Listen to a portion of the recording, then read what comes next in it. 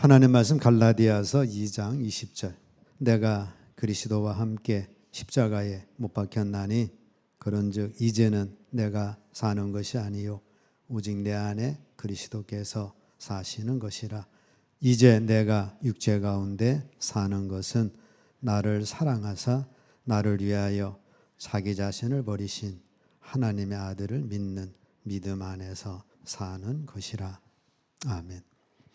오늘 말씀의 제목은 내 인생의 주인은 누구인가요? 인생의 주인이 나인 사람이 있습니다. 유아 독존. 누가 나를 타치해? 내 인생 내가 사는데. 그래서 자기 인생이 자기 주인인 것으로 착각하며 살아가는 사람들이 있어요. 대표적으로 사울왕입니다. 사울은 하나님의 은혜로 왕으로 기름 부음을 받았어요. 하나님의 도우심으로 블레셋과 전쟁을 해서 이기고 처음에 잘 나갔습니다. 근데 왕이 되고 나서 보니까 내가 왕인데 하나님이 자꾸 뭐라고 그래? 그래서 하나님의 자리에 자기가 왕이 되려고 그 자리에 자기를 두었어요.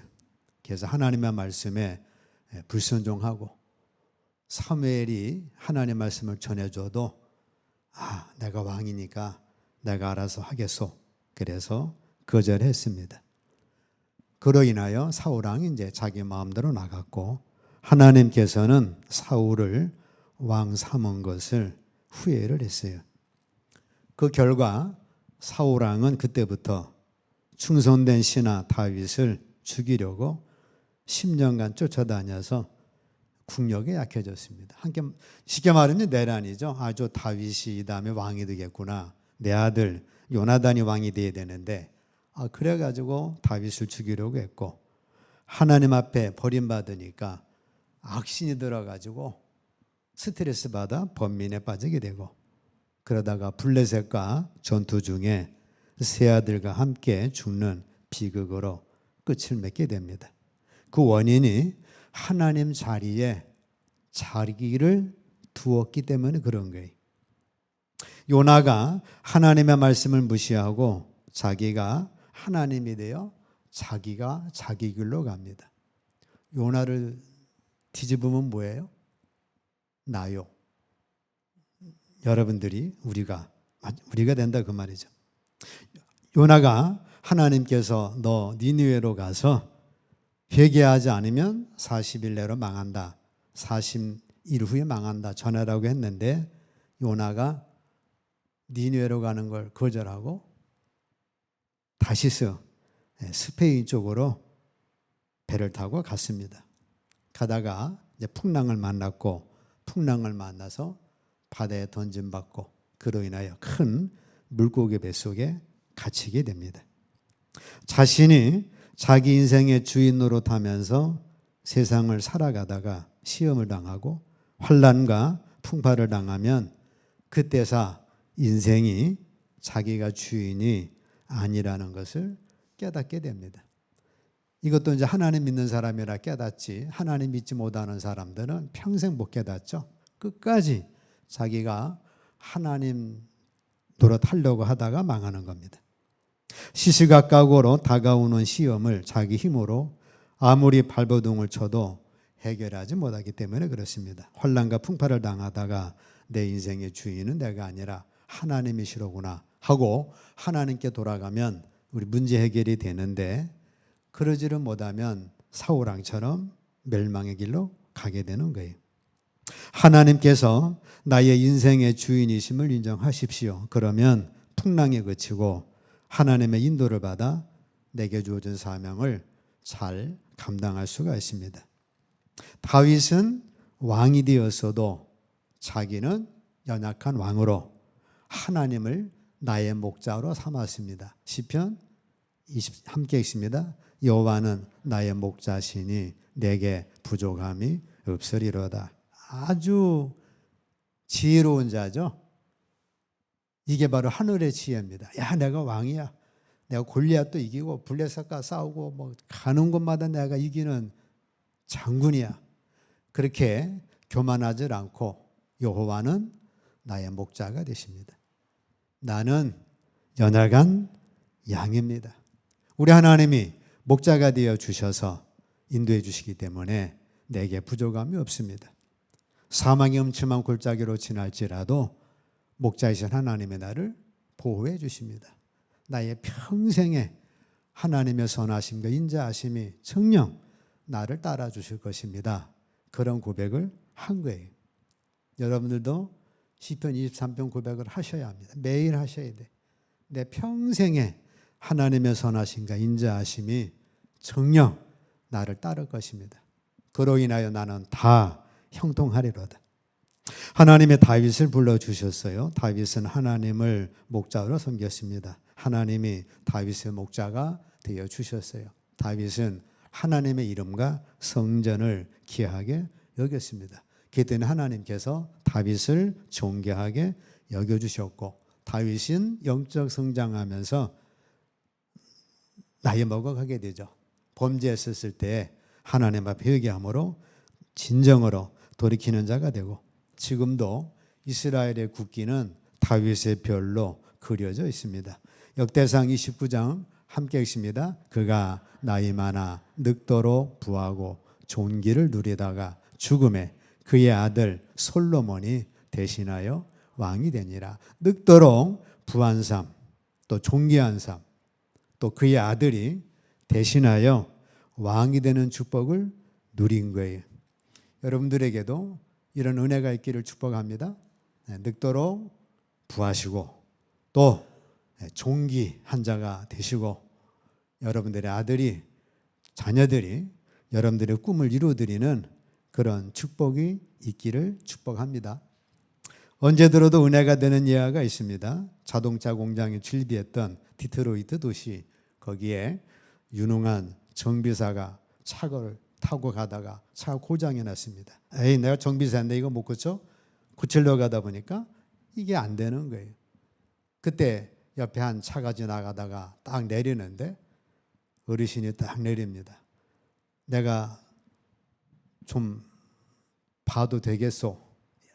아이, 저 노인이 뭘 고쳐? 나도 나이 못 고치는데. 그러나 어쩌습니까? 좀 차는 고장이 났고 바쁘니까 예, 땡큐.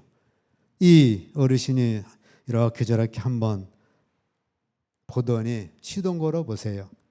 시동을 거니까 부르릉하고 걸린 거예요. 명함을 주고 갔는데 그 사람이 헨리 포드입니다. 자동차 만든 사람. 이 자동차 만든 사람이니까 뭐 자동차에 대해서는 뭐 100%다 아는 거죠. 못 고칠 게 없는 거예요. 자, 나의 인생을 만드신 분은 하나님이셔요. 그렇기 때문에 고장난 나의 인생, 나의 건강, 나의 영혼을 온전히 치유하시고 구원하실 이는 창조주 하나님이셔요. 여러분들이 여기 상담해도 뭐 저게도 안 되고 이런저런 안 되는 건 하나님 앞에 나오면 하나님은 나를 만드신 분입니다. 여러분 아주 작은 것부터 시작해서 다 아시는 분이기 때문에 하나님께서 한번 척 보시면, 요새는 이제 우리가 컴퓨터로 자동차 고장난 건 한 번에 체크되듯이 하나님은 한 번에 딱 보실 거 아니에요? 너는 이게 잘못됐다. 그래서 우리를 고쳐주실 분은 하나님이 되십니다. 둘째, 인생의 주인이 돈과 물질인 사람이 있어요. 누가복음 12장 함께 있습니다. 또 비유로 그들에게 말하여 이르시되 한 부자가 그 밭에 소출이 풍성함에 심중에 생각하여 이르되 내가 곡식 쌓아둘 곳이 없으니 어찌할까 하고, 또 이르되 내가 이렇게 하리라. 내 곡간을 헐고 더 크게 짓고 내 모든 곡식과 물건을 거기 쌓아두리라. 또 내가 내 영혼에게 이르되 영혼아, 여러 애쓸 물건을 많이 쌓아두었으니 평안히 쉬고 먹고 마시고 즐거워하자 하리라 하되, 하나님은 이르시되 어리석은 자여, 오늘 밤에 내 영혼을 도로 찾으리니 그러면 내 준비하는 것이 누구의 것이 되겠느냐 하셨으니, 자기를 위하여 재물을 쌓아두고 하나님께 대하여 부유하지 못한 자가 이와 같으니라 말씀합니다. 지금 시대는 우리 돈과 재물이 우상이 되는 시대죠. 이 농부도 풍요, 농사가 잘 돼가지고 많은 걸 쌓아두게 됐습니다. 그래서 이제는 몇 년 동안 계속해서 먹고 계속해서 즐기고 계속해서 연애하자. 그래가지고 아주 기분 좋게 추수한 것 바라보고 흐뭇해하고 있는데 하나님께서는 뭐라고 말씀하셔요? 이르시되 어리석은 자야 라고 말씀합니다. 그가 어리석은 이유는 자신의 영혼보다는 썩어질 육신을, 남보다는 자신만을 생각했기 때문에 그렇습니다. 내가 내 곳간, 내 모든 곡식, 내 창고 짓고 나만 생각을 했어요. 하나님께서 우리에게 주신 것은 이웃과 나누라고 주신 거예요. 하나님 사랑, 이웃 사랑. 지극히 작은 자 하나에게 한 것이 곧 내게 한 거예요. 그래서 그렇게 나누라고 하나님께 나누라고 줬는데 전혀 그런 생각은 없고 자기만 생각을 합니다. 그러면서 오늘 밤 그 부자의 영혼이 하나님께서 걷어갈 줄을 몰랐어요. 수년간 평안히 쉬면서 계속 쉬고 마음껏 먹고 마음껏 마시며 즐기는 걸로 계획을 했습니다. 근데 하나님께서는 그날 밤 그의 영혼을 찾겠다는 거예요. 부자는 자기의 영혼이 자기 것이 아니며 참된 소유자이신 하나님께서 곧 부르실 것을 알지를 못했습니다. 그는 물질적으로는 부자였지만 영적 지식은 거지였어요. 전 세계 하루 사망자가 17만 명에서 17만 3천 명이라고 나옵니다. 한 시간에 7,100명에서 7,200명이 돌아가시고 1분에 120명, 똑하는 순간에 1명, 1초에 2명이 돌아가신다는 거예요. 돌아가시는데 어려워서 힘들어서 그렇게 해서 돌아가시는 분들은 어쩔 수 없죠. 근데 이 부자처럼 잔뜩 쌓아놨는데 그날 밤 데려감을 당하면 그 얼마나 어리석고 미련한 인생을 살았느냐 그 말씀입니다. 자, 오늘 밤에 내 영혼 찾겠고 그러면 네가 그렇게 쌓아놓은 건 누가 가지게 되겠느냐. 이제 그는 아무것도 없게 됐어요. 누가 가져갈는지 몰라요.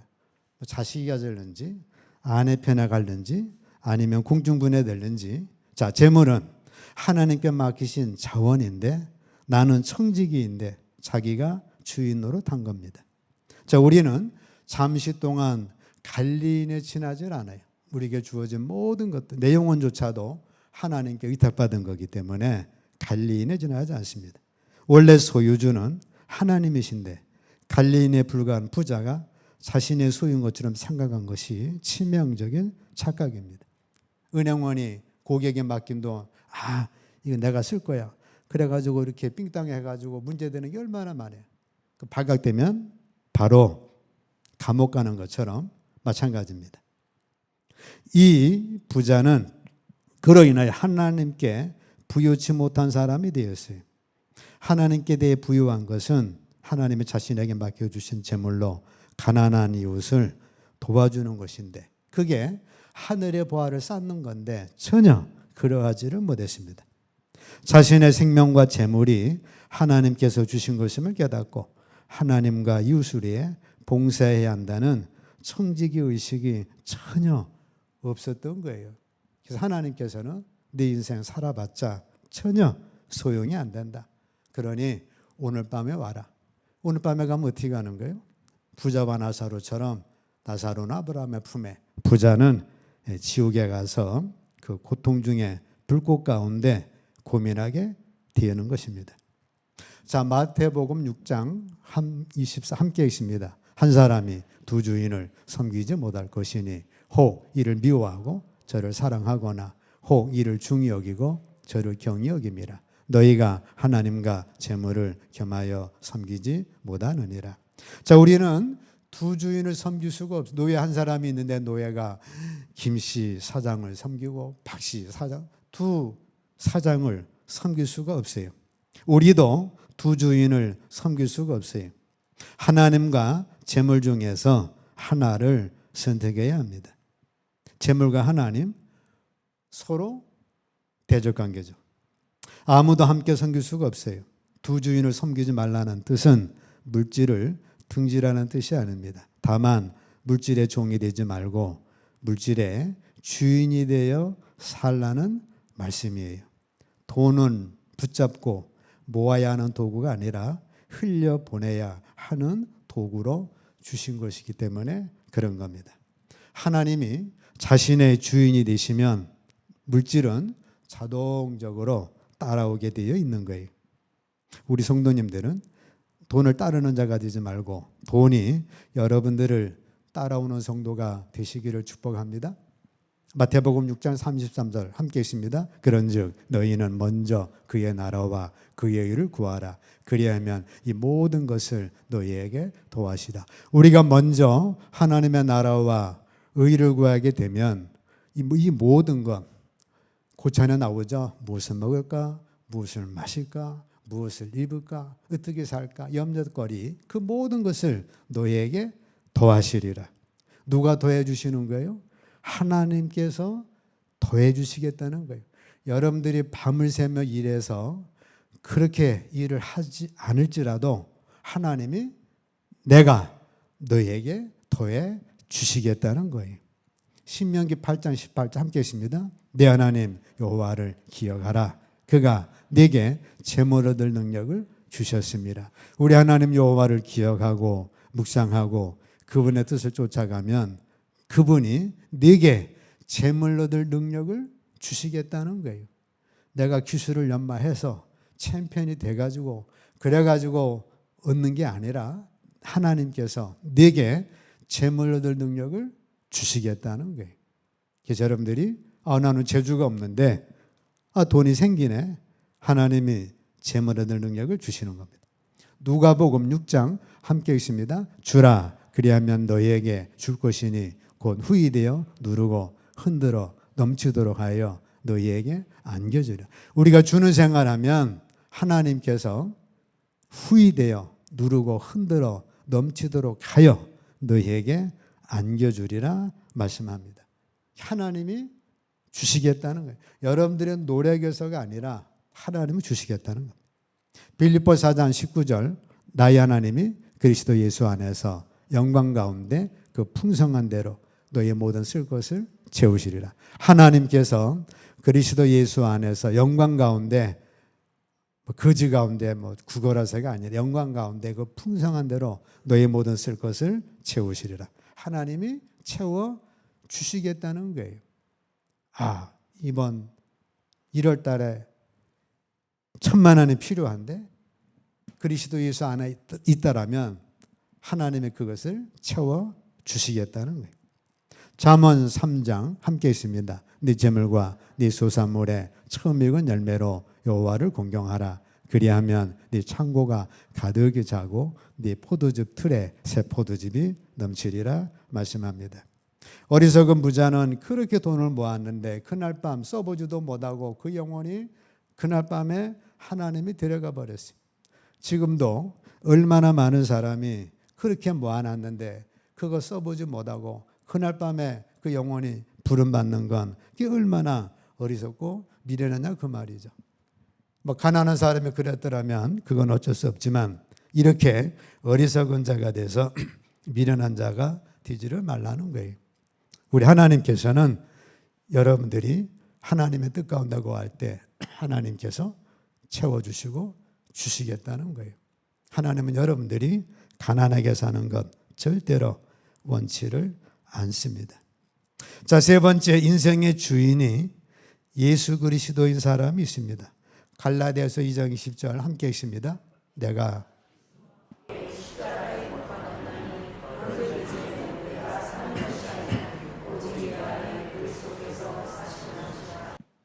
예수님이 나의 인생의 주인이 된다는 것은 마음 중심에서 나의 주인이 바뀌는 거예요.